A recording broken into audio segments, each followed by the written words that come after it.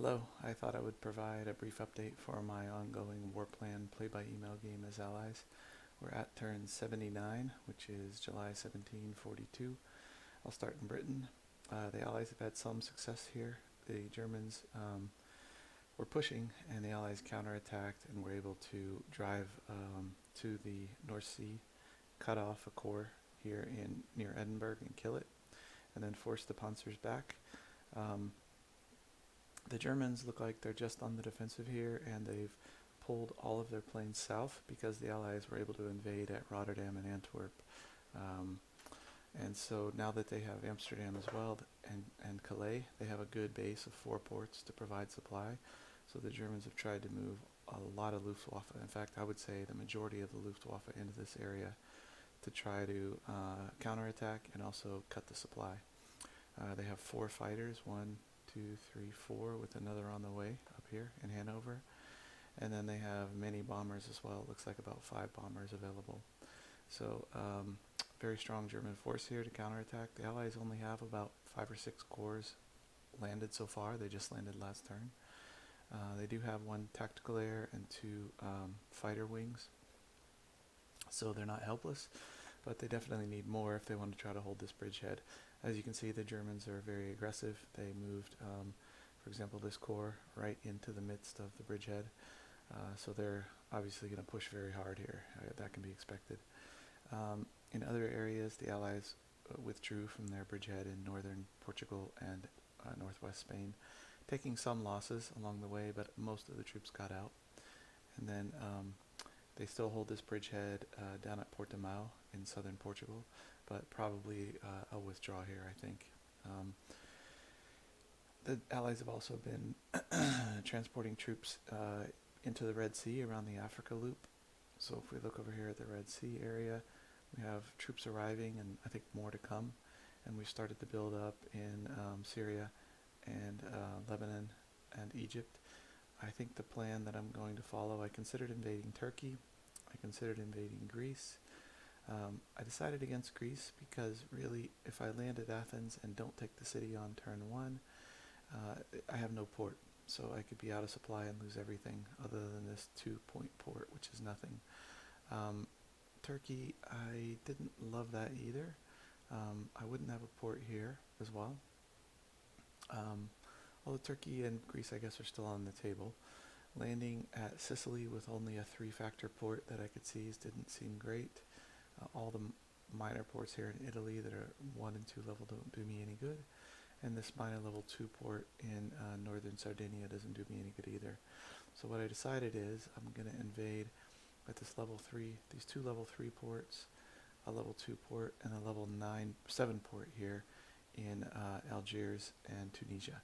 So I'll seize, and probably also I'll invade here at Tangiers and Melilla. So this will let me establish a base in North Africa. And from that base, I can extend air power towards Sicily, Sardinia, and also threaten the entire Spanish coast, which will cause the Allies, or the Axis, to have to garrison more ports. So I want to stretch them. And then once I do that, on the table are so many things. I can invade Vichy, I can invade West Spain again, I can go into Italy. So lots of options once I do that. So that's my plan in the Med. So I'm building up there currently, mainly with, I'll invade with US forces, but I've also got some Brits and Canadians. Over in Russia, it's been really interesting. Still a stalemate up in Finland. The Russian Navy has been raiding the convoy lines pretty successfully in the Baltic because the German air was pulled away to do other things. But what I've done is I've pushed hard with the Russians for the last couple of months, 2 or 3 months. So the Russians have achieved basically a big breakthrough here at Riga, and they're pushing south. They've also pushed the Germans back from Minsk all the way to the Bug River here in Poland. And the Germans, I would say, have taken heavy losses, although very heavy losses also for the Soviets along the way. I think I've lost probably 3 tank corps in this push, and probably killed only 2 Panzer corps, I would say, but a lot of infantry corps. So I've been able to surround and kill a bunch of infantry corps for the Germans. I don't know how many, but I'd say been heavy losses. And as you can see, their Army Group Center and North are much reduced. So I'm pushing here, although I would say I'm weak. A lot of troops really need a rest. You can see I've got a tank corps here that's down to 7 strength. Another one that's at, this one's at pretty low strength. This one's at 11. This one's at 13. This one's at 11. It's been resting behind the lines for 2 turns. And I'm about to reduce Mogilev and this unit in the swamps here, this corps in the swamps. I've taken Brest, or I'm about to take it. But my cavalry corps that are pushing here are really strung out, getting low on supply, down to 3 movement. So, the Soviets are exhausted, but I would say the push is still on. The Germans held very strong along the Dnieper, but they were forced to withdraw by some breakthroughs that I made here from the Krivoy Rog area with tank corps. So my tank corps have been pushing. I have 4 tank corps remaining in the south. I think I started out with 5 or 6. And then another at Kiev, which is still very strong, because I just sort of didn't attack along the Dnieper. I waited for a hole to appear, pushed through, took Kiev, and then started to push west. This cavalry corps came through the swamp, and it's been cut off by the Germans. It's probably dead at this point, but that's okay. It accomplished its objective, which is to force the Germans to pull back and get out of their entrenched positions so that now I can advance. So I expect this turn to be able to make a nice push with these Panzer corps, or these, tank corps. And then also from the group around Kiev in the south, reduce these 2 positions, get some supply to these cavalry corps. They'll probably pull back most likely, and then continue to push south from the Riga breakthrough to try to continue to threaten to cut these guys off, this Army Group Center off. So that's the position. Let's look at the casualties real quick. We'll look at the builds. The British have a lot of stockpiles because their manpower is low at 41%, so I'm not building new units. But they do have a lot of supply trucks on the way, landing ships, merchant marine, escorts. So they've been building things that don't require much manpower. The Americans have a lot saved up. They haven't been taking many losses. You can see they're at 99% manpower, so they're strong. And then the Russians are decent shape. I've been disbanding some units for the Russians to keep my stockpile up. I've got my reinforcement and upgrades set at 500, so I'm trying to keep my army as strong as possible to keep pushing on the Germans. And then the Canadians have just built a few units. For casualties, this will be interesting. We have fairly low casualties, I would say, for UK at only 363. The reason they're low on manpower is because they lost all their manpower centers in England, so they just don't have many manpower centers. The US has taken 348 casualties, so similar. Soviet Union 1,061 and Germany 1,682. German air has been very heavy losses, 352. And the Italians, I think, are fairly heavy losses as far as Italy goes. Usually I don't think they take this many losses, but I could be wrong. So that's the status. I'll conduct the turn and then come back at the end of the turn to kind of close this video out. Thanks. Okay, I have executed the turn and I'll give you the quick update. The Soviets were able to kill the corps defending east of Königsberg, destroy it, and push their cavalry forward toward Danzig and around Königsberg. So at this point, Army Group Center is cut off. I'm sure that won't last, though. There's some powerful units here in Army Group Center. They also attacked north from Brest and pushed this division north. You can see it's almost dead, but it survived, almost destroyed. I think these are 2 very powerful German units here. It looks like a mechanized corps, potentially, and an infantry corps. So I expect them to counterattack and kill, or at least push back, these 2 cavalry corps. But I thought that cutting them out of supply for a turn might weaken them in the long run, since this will be ongoing combat. So I took the chance to push these 2 weak cavalry corps forward to completely encircle Army Group Center. So that's what happened in, by the way, also in the north, I was able to eliminate 2 infantry corps that were in these 2 hexes, and the infantry corps here. So I think that's 3 corps eliminated in Army Group North this turn. And then in the south, I put this unit on hold fast or stand fast. He'll die, I'm sure. And took this rail line with my partisan, and then I made a bunch of attacks on this surrounded infantry corps, but it's dug in, so it was able to hold. It wasn't destroyed, unfortunately.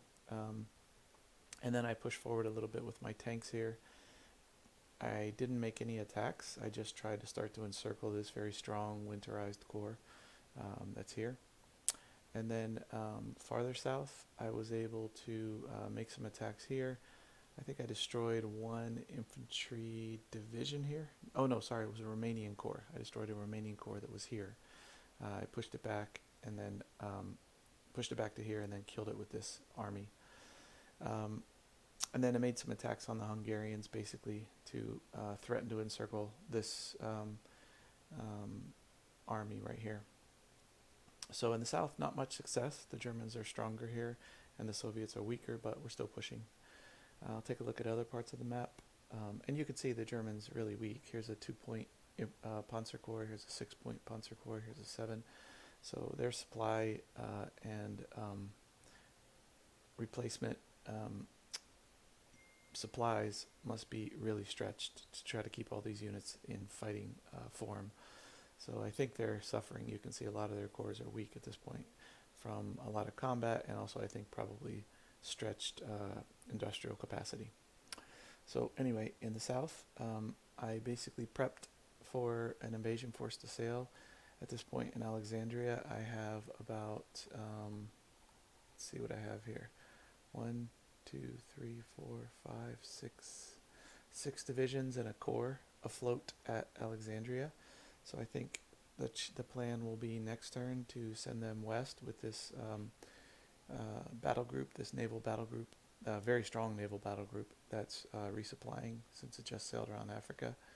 So I think I'll be able to head west, and once I do that, I won't be able to invade next turn, I don't think, but the following turn, I hope, I should be able to start invasions in North Africa.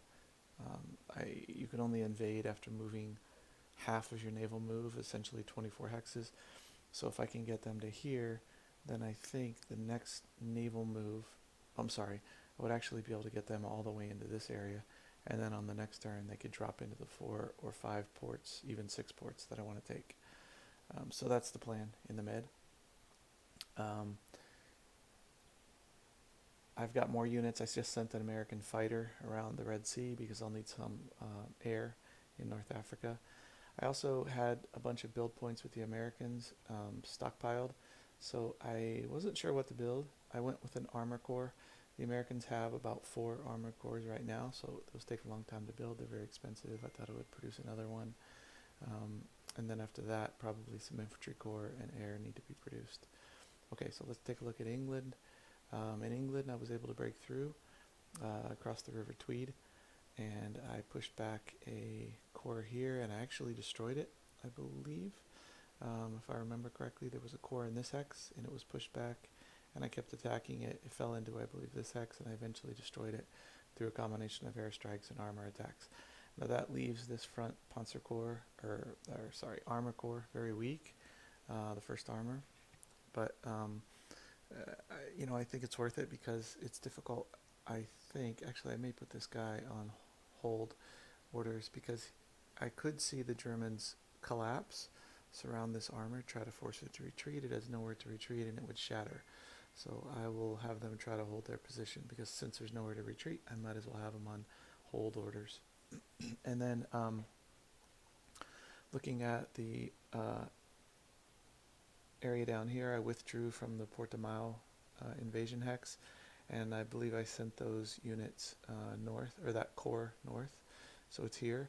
Next turn it will either drop into England to help for the reconquest, or it will head into the Low Countries. One problem here is that I really don't have anything more to send. I've sent everything that I can send. I just don't have that many troops available here.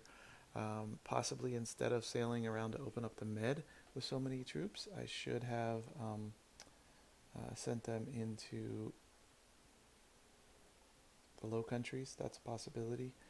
I'm just thinking whether I can get some troops embarked now. I think what I'll do here is I'm going to move this British division. Actually, I'm going to rail him. I'm going to rail this unit to a port so that he can embark next turn, if I can find a port. Actually, maybe there is no port to send him to. There's really not anywhere to send him. What I could do is I'll send this unit west.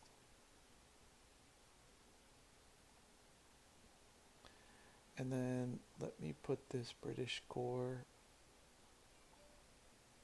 in Port Said, and I may send him back around Africa to Britain. Okay, so anyway, that's the situation, and I will maybe update this in a few more turns. Pretty exciting game, really, as a player. This is a very interesting situation. The Germans were really weakened by all the commitments they had in Spain, Portugal, England, and that allowed the Soviets to make hay. So in 42, the Soviet, and really Barbarossa in 41 was very anemic. There was almost no air in Barbarossa, and most of the armor, or a lot of the armor and infantry was pulled away to fight in England. So Barbarossa was very weak, which has allowed the Soviets to be very strong in 42.